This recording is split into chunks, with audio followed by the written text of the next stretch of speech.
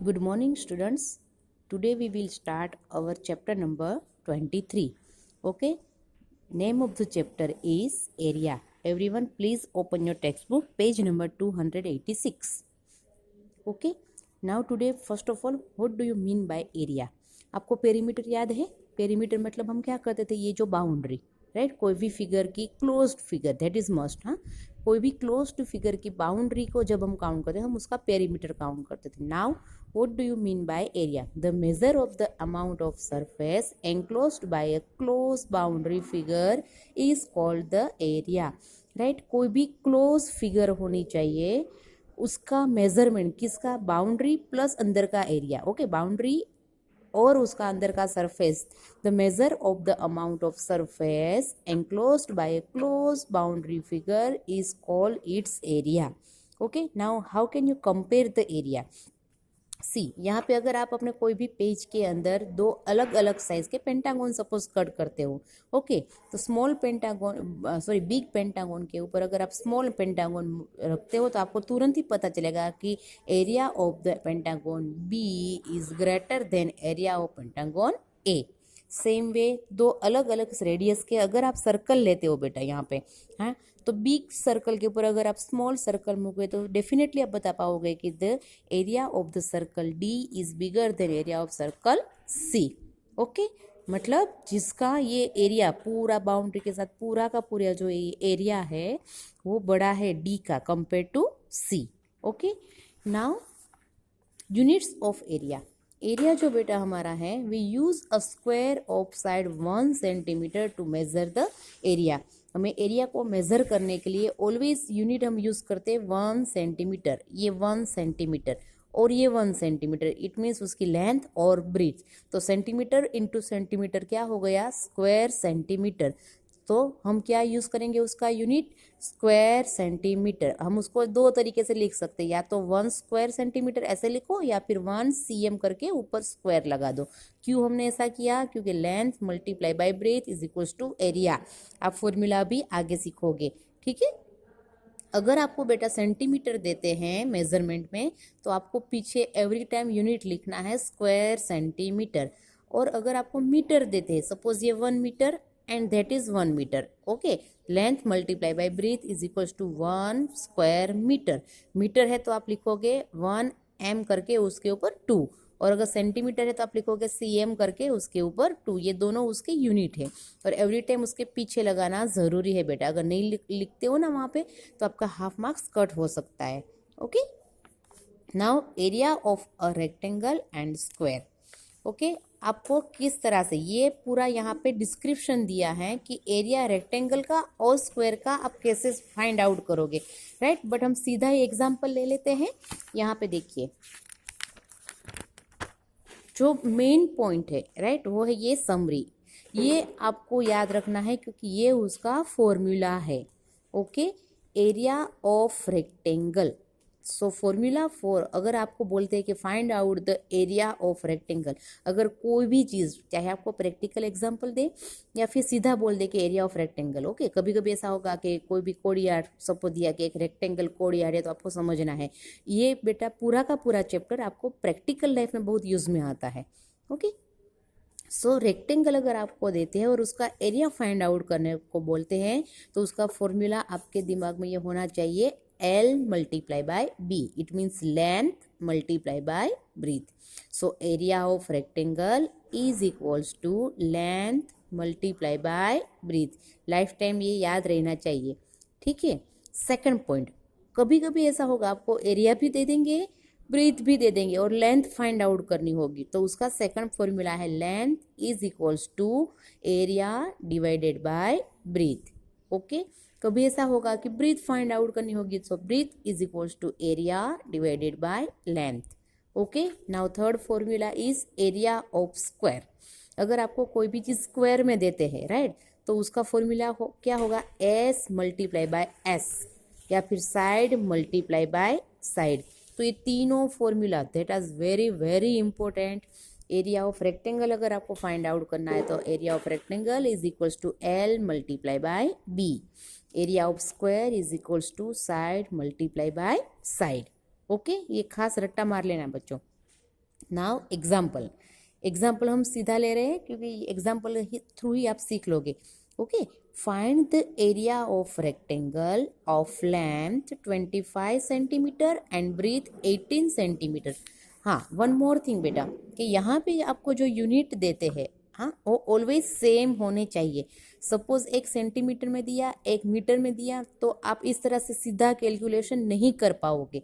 आपको उसको कन्वर्ट करना होगा, जो अभी आगे के एग्जाम्पल में आएगा. अभी यहाँ पे दोनों जगह पे सेंटीमीटर दिया है, तो हमें कन्वर्ट करने की ज़रूरत नहीं है. सीधा बोलेंगे कि एरिया ऑफ रेक्टेंगल. तो सबसे पहला स्टेप होगा length of rectangle is equals to 25 centimetre, breadth of rectangle is equals to 18 centimetre. Okay, आप ऐसे ही लिखोगे अपनी एक्सरसाइज बेटा. Okay, now area of rectangle is equals to L multiply by B. L कितना था हमारा, लेंथ 25, ब्रीथ कितनी थी 18.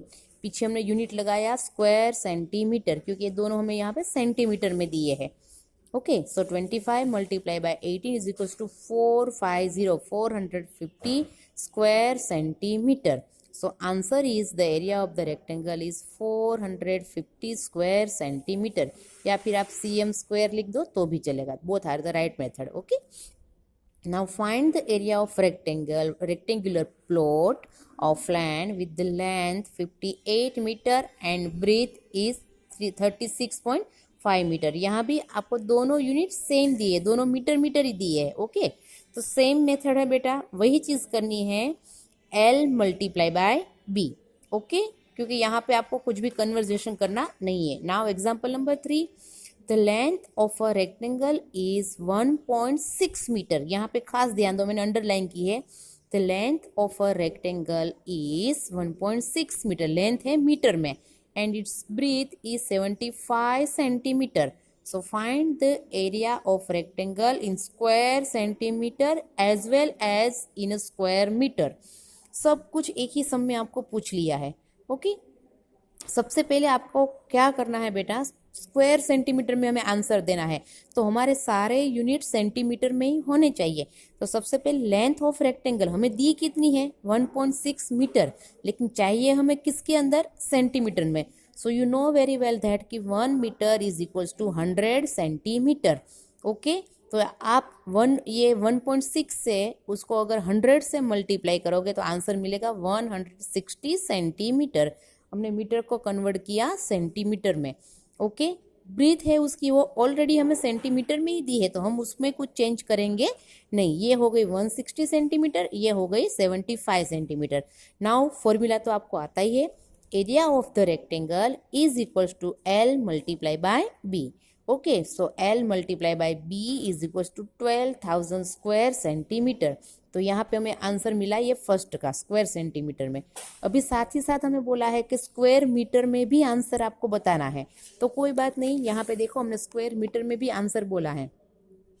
यहाँ पे लेंथ थी वो मीटर में ही है, तो हम उसमें कुछ भी चेंज करेंगे नहीं.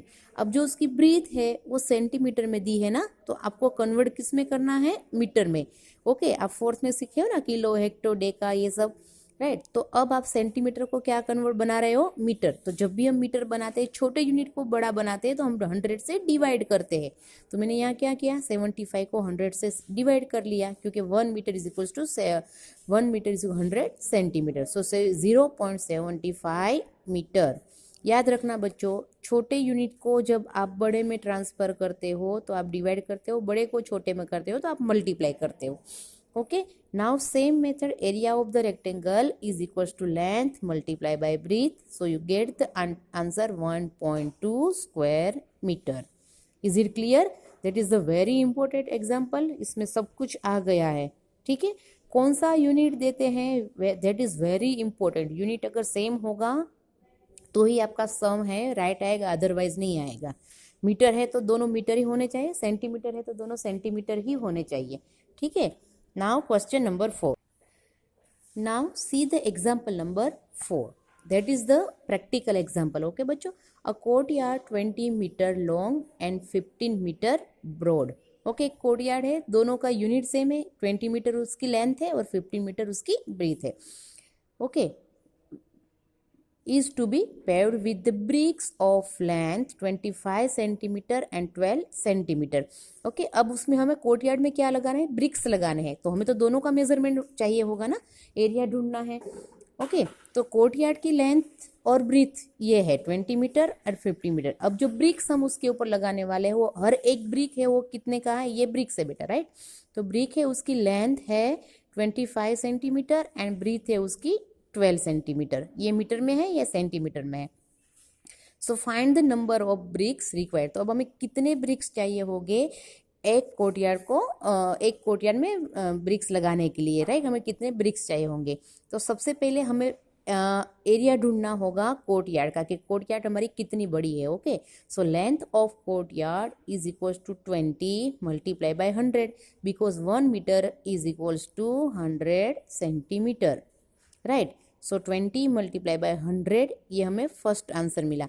Second, breadth of the courtyard 15 metre. सबको हम सेंटीमीटर में कन्वर्ट कर रहे हैं क्योंकि हमारे ब्रिक्स भी किस में दिए, हमें सेंटीमीटर में ही दिए हैं। Now breadth of courtyard is equals to 15 metre. So 15 multiply by 100 ये उसका आंसर हमें मिल गया, राइट। ना एरिया ऑफ कोर्टयार्ड, यहाँ पे ये लोग ने क्या किया है, सीधा सीधा ले लिया। आप यहाँ भी सीधा लिख दो आंसर 2000 और यहाँ पे 15,000 तो भी चलेगा बच्चों, ठीक है। सो 20 multiply by 100 multiply by 15 multiply by 100 ये स्क्वायर सेंटीमीटर हमारा आंसर है। ऐसा हमने क्यों किया है, क्योंकि हमें कट करने में इजी हो, इसलिए हमने यहाँ पे उसका पूरा कैलकुलेशन नहीं किया, एज इट इज उसको छोड़ दिया है, क्योंकि ऊपर नीचे हमारा कटिंग हो जाएगा तो हमें ज़्यादा कैलकुलेशन नहीं करना होगा। अब ब्रिक जो हमें लगाने हैं तो ब्रिक का एरिया भी ढूंढना होगा, right. So length of brick is equals to 25 centimetre. ये ऑलरेडी सेंटीमीटर में, तो इसमें हम कुछ भी नहीं कर रहे हैं, right. Now breadth of brick is equals to 12 centimetre. Now area of brick is equals to 25 multiply by 12 square centimetre. ये सेकंड पॉइंट मिला। अब हमारा क्वेश्चन क्या है कि how many bricks required. Okay, so उसके लिए क्या करेंगे कि पहले जितना एरिया है कोर्टयार्ड का, तो area of courtyard is equals to ये जो हमें ये मिला था, right, divided by area of bricks. अब कितना एरिया ब्रिक्स का है, राइट, तो वो है 25 मल्टीप्लाई बाय 12। अब यहाँ पे जहाँ जहाँ आपका कटिंग पॉसिबल है आपको कट करना है। ओके, आपको ये जैसे ये दोनों 2 से होते हैं तो आप 2 से डिवाइड कर दो, ये 5 से होते तो आप 5 से कट कर लो। तो ऐसा करने पर आपको आंसर मिलेगा 10,000। It means the number of BRICS required is 10,000। हमें कितने ब्रिक्स चाहिए होंगे, 10,000 ब्रिक्स चाहिए होंगे। ओके।